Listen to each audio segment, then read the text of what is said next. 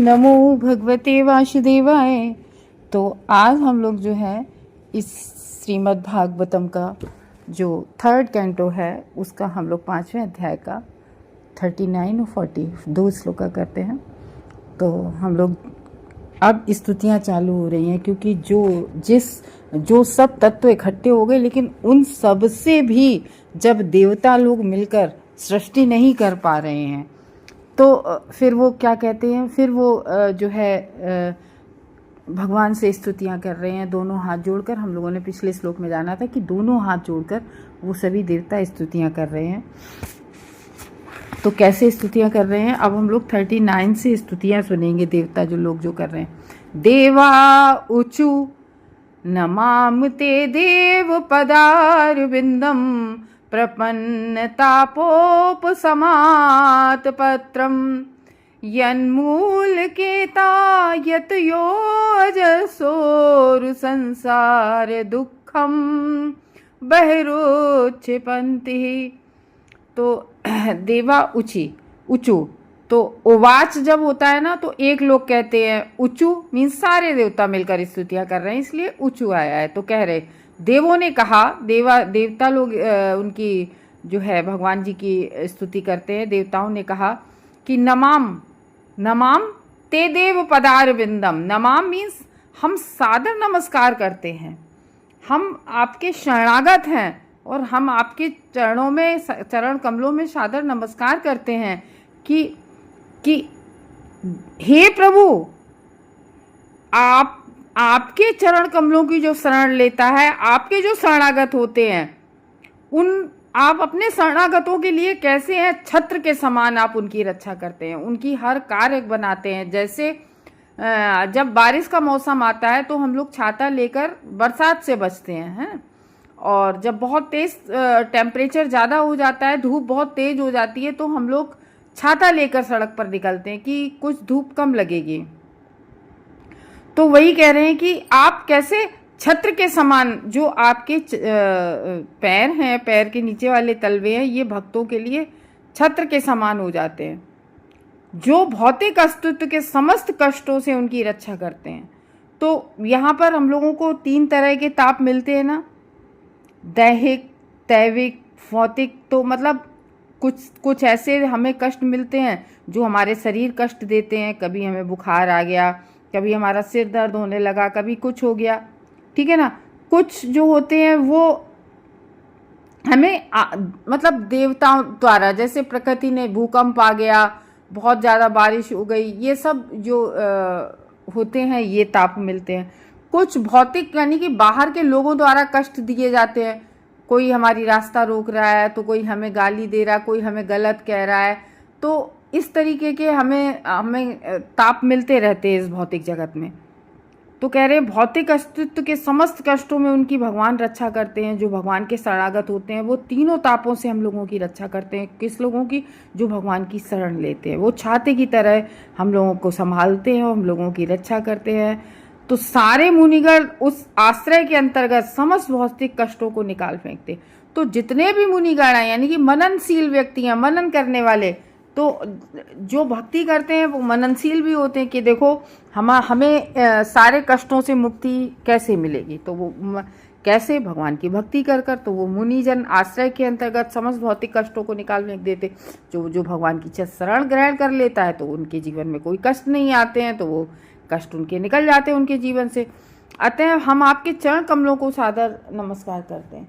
तो यहाँ पर जो है देवता कह रहे हैं कि हे सर्व समर्थ, भगवान से कहते हैं हे सर्व समर्थ, एक छत्र के रूप में आप अपने शरणागतों के जो ताप हैं उनसे आप उनको मुक्त करते हैं।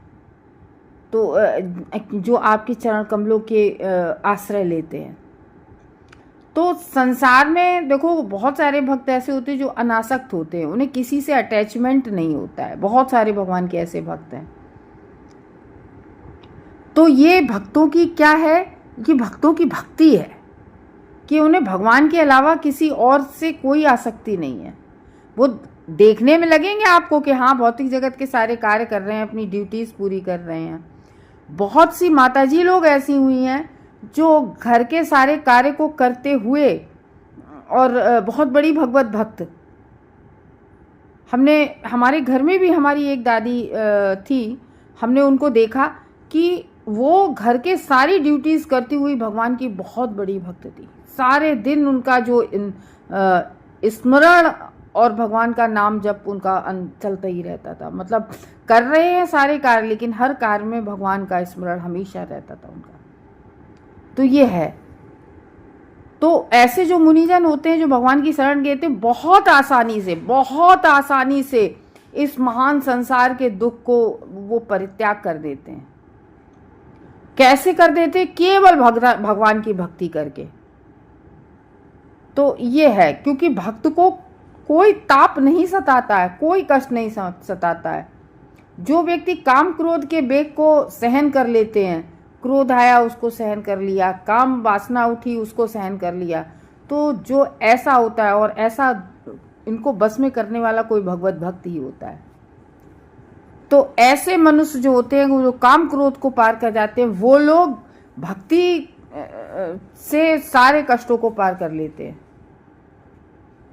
तो इस तरीके से सृष्टि के जो तत्व हैं, हम लोगों ने पढ़े थे कि जो भी इस सृष्टि में जो भी तत्व है, हर तत्व के एक अलग अलग नियामक देवता है। हम लोगों ने पढ़ा था ना 37-38 में। तो वो सभी देवता मिलकर स्तुतियां कर रहे हैं भगवान जी की।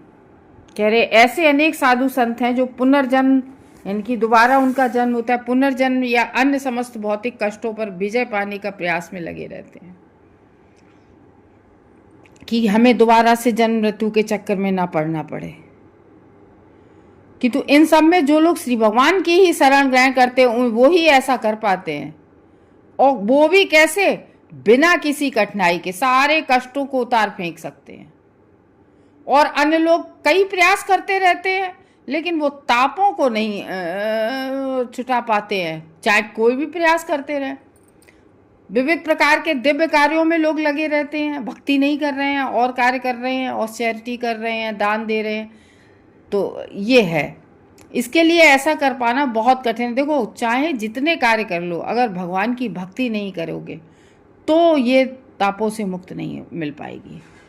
जो भगवान के चरण कमलों की शरण में जाए बिना जो कृत्रिम रूप से ऐसा सोच सकते हैं कि वे मुक्त हैं, नहीं, कुछ लोग अपने मनगढ़ंत बना लेते हैं कि अरे, मतलब एक भाव में ही बना लेते हैं कि हम तो मुक्त हो गए हैं।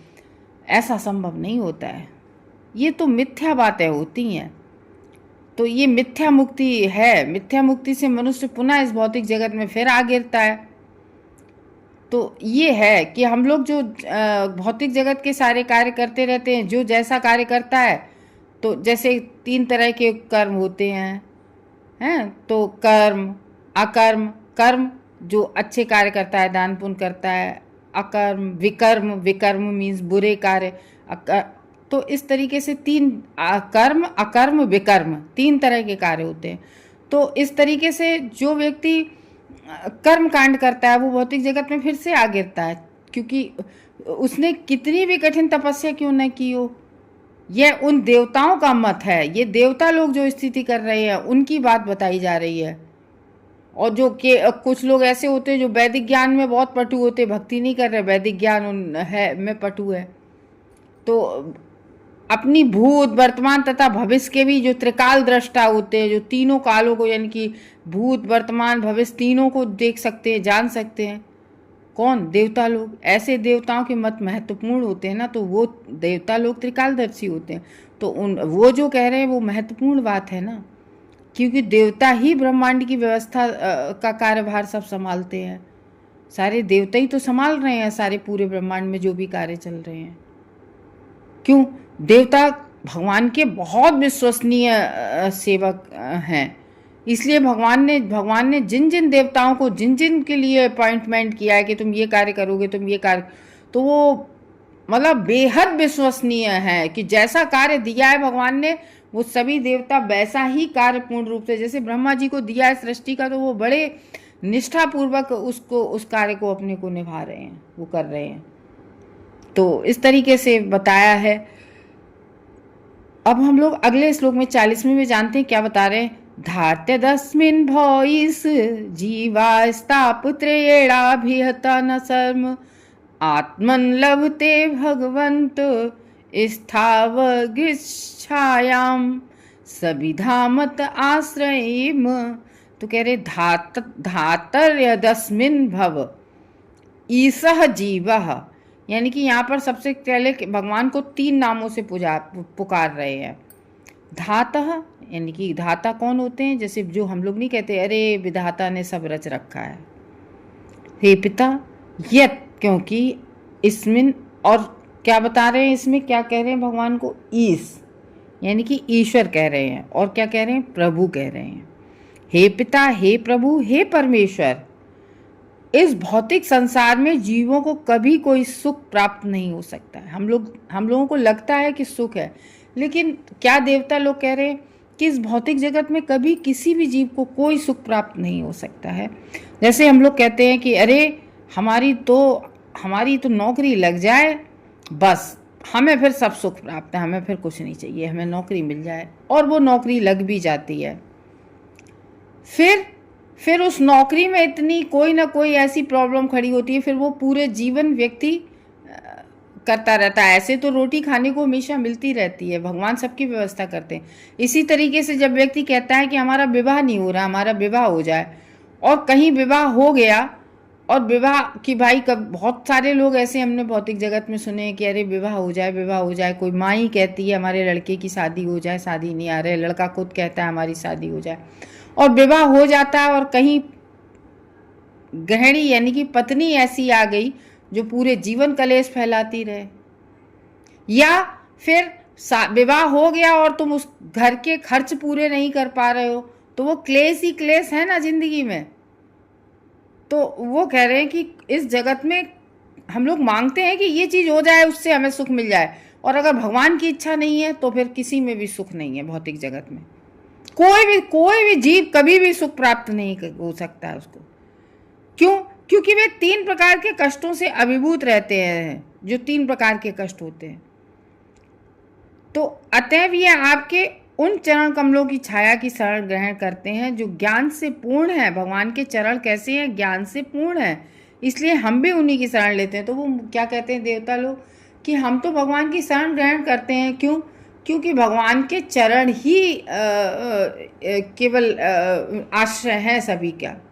उन्हीं के आश्रय से हम भवसागर से पार हो सकते हैं। वो ही भगवान है, उन्हीं की चरण कमलों की छाया। तो देखो हम लोगों ने क्या जाना कि 39 में क्या बताया था कि जो भगवान की शरण ग्रहण करते और जो नहीं करते उनके साथ क्या होता है। ये होता है कि वो इसमें बता रहे हैं कि जो ऐसा नहीं करते हैं, जो भगवान की शरण ग्रहण नहीं करते हैं, उनके कोई ताप दूर नहीं होते हैं। ये बता रहे हैं इस 40वें श्लोक में कि जो भगवान की शरण ग्रहण नहीं करते उनके बारे में इसमें बता रहे हैं। जो आपकी शरण नहीं लेते हैं वो कहीं भी जाए, उनके 3 ताप में से कोई भी ताप नष्ट नहीं होता है। तो ये है, कहीं भी जाए वो तपेगा, वो 3 तापों से कोई ना कोई ताप उसको सताएगा, क्योंकि वो ही भगवान क्या है, सबके पिता हैं, विधाता हैं। तो वही इस श्लोक में बता रहे हैं कि भक्तिमय सेवा के बिना कुछ भी नहीं है। विधि ना तो भावनात्मक है, कुछ लोग नहीं भावना से कि अरे भावना नहीं, वो केवल कोरी कल्पना कोरी भावना से नहीं होता है। ये ना कोई लौकिक होती है बात। ये सत्य का मार्ग है, भगवान का मार्ग अपनाना, भगवान के चरण कमलों का आश्रय ग्रहण करना, यही तो सत्य का मार्ग है। और जब तक ये सत्य का मार्ग भगवान का, परम भगवान की, जो जिनको हम कहते, इस श्लोक में 3 बुलाया गया भगवान को, हे पिता, हे प्रभु, हे परमेश्वर। तो वो सबके पिता भी हैं पूरे जगत के, ठीक है ना। भगवान पूरे जगत के पिता हैं, वो प्रभु हैं और वो ही परमेश्वर है सबके। तो अगर भौतिक दुखों से आप अगर छुटकारा पाना चाहते हैं और दिव्य सुख प्राप्त करना चाहते हैं, तो शरीर तथा मन में अन्य जीवों से तथा प्राकृतिक आपत्तियों से पैदा जो होने वाला दुख है, ये भौतिक अस्तित्व द्वारा बद्ध कोई भी जीव चाहे वह मनुष्य हो, पशु हो, देवता हो, पक्षी हो, कोई भी बना रहे, कोई भी देवता, पक्षी, मनुष्य, कोई भी बना रहे, तो उसे आध्यात्मिक, शारीरिक या मानसिक या आदि भौतिक, ठीक है ना, कभी कभी किसी को शारीरिक प्रॉब्लम हो जाती है, शरीर में कोई ना कोई दिक्कत आ जाती है, मानसिक प्रॉब्लम आ जाती है। कभी कभी क्या होता है, अधिभौतिक यानी कि अन्य जीवों द्वारा, आदि भौतिक जो होती है वो अन्य जीवों द्वारा दिया जाता है दुख, जो आदि भौतिक होता है। और आदि दैविक जो दैविक उत्पातों से फलस्वरूप होता है। तो ये कष्ट भोगने पड़ते हैं भाई। कहीं कोई आपदा आ गई, बाढ़ आ गई, तो ये क्या है, बाढ़ अगर आ गई तो आदि दैविक दुख कष्ट है ना, जो देवताओं द्वारा दिया कष्ट है। आ गई बाढ़ तो वो कष्ट आ ही गया। तो इस तरीके से आदि दैविक उत्पादों के फलस्वरूप कष्ट भोगने पड़ते हैं। तो उनका सुखबद्ध जीवन में कष्टों से मुक्त होने हेतु कठिन संघर्ष के अतिरिक्त तो कुछ भी नहीं होता है। तो इनसे अगर मुक्ति, वैसे तो कठिन संघर्ष करने पड़ते हैं, ठीक है ना। तो ये है, बाढ़ आ गई और आपकी गली में पूरा आगे तक भर गया जल, तो उससे निकलने के लिए, घर से बाहर रास्ता निकालने के लिए तो ये कठिन संघर्ष आपको करना पड़ता है। इसके अतिरिक्त तो और कोई साधन है नहीं है। किंतु उसकी रक्षा का एक ही उपाय है, और वह पूर्ण पुरुषोत्तम भगवान के चरण कमलों की शरण ग्रहण करना। क्यों? अगर आप भगवान की शरण ग्रहण कर लेंगे तो आपको कोई भी आपदा, ऐसी कोई बड़ी परेशानी नहीं लगेगी। क्योंकि हम लोगों ने जो भागवतम में श्लोक पढ़ा था फर्स्ट कैंटो में, वासुदेवे भगवती भक्ति योग प्रयोजिता जन्यत्यासु वैराग्यम ज्ञानम च यद हैतुकम। तो वासुदेव कौन? भगवान श्री कृष्ण, विष्णु भगवान। भगवान वासुदेव की भक्ति में ज्ञान का अभाव नहीं है। वे भक्त के हृदय में से अज्ञान रूपी अंधकार को दूर करने का भार अपने ऊपर ले लेते हैं। तो भगवान, देखो ऐसा नहीं है, कभी ये नहीं सोचना चाहिए कि नहीं भगवान हमें ये कष्ट दे रहे हैं, या भगवान तो, अगर भगवान की भक्ति हम करते हैं, भगवान का नाम स्मरण करते हैं, तो भगवान हमारे हृदय में विराजमान होकर और हमें अच्छे बुरे ज्ञान की चेतना देते हैं कि हमें क्या करना ठीक है और हमें क्या करना नहीं ठीक है। और कुछ भी होता है तो भगवान अपने ऊपर ले लेते हैं कि भगवान ने ये ज्ञान दिया, भगवान ने ऐसा कहा, ऐसा किया गया। तो ये भगवत गीता का जब श्लोक पढ़ो 10.10 में आता है, वो नहीं श्लोक है, तेसाम सतत युक्तानाम भजताम प्रीति पूर्वकम ददामि बुद्धि योगम त इन माम उपयंति ते। तो तेसाम सतत युक्तानाम, जो व्यक्ति सतत युक्तानाम, बराबर भगवान को भजता रहता है, वो भी कैसे भजता रहता है? प्रीति पूर्वक। जो भगवान को प्रीति पूर्वक भजता रहता है, ददामि बुद्धि योगम तम इन पावयंती, उसको मैं ज्ञान देता हूँ, उसको मैं बुद्धि देता हूँ कि क्या करना चाहिए, क्या नहीं करना चाहिए। तो अनुभवजन दार्शनिक चिंतन मनुष्य को भौतिक अस्तित्व के 3 कष्टों से छुटकारा नहीं दिला सकते। अब ये कहो कि मनुष्य को इन तीनों से छुटकारा तो नहीं मिल सकता है, लेकिन अपने आप को श्री भगवान को समर्पित बिना किए केवल ज्ञान के अनुशीलन में लग जाना मूल्यवान समय का अपव्यय मात्र है। तो यहाँ पर इस श्लोक में ये बहुत अच्छी, ये 2-3 लाइनें लिखी गई हैं, ये बहुत अच्छी हैं कि जो अनुभवजन्य दार्शनिक चिंतन मनुष्य की भौतिक अस्तित्व के 3 कष्टों से, यानी कि आदि दैविक, आध्यात्मिक, आदि भौतिक जो कष्ट होते हैं, इससे अपने आप को भगवान को समर्पित किए बिना केवल और भगवान को ये सब समर्पित ना करे और सुबह उठ के केवल ज्ञान के अनुशीलन में लग जाना मूल्यवान समय का अपव्यय है। तो ये है कि आपके पास मूल्यवान समय है, लेकिन वो मूल्यवान समय अन्य कार्यों में जो है वो बर्बाद हो रहा है।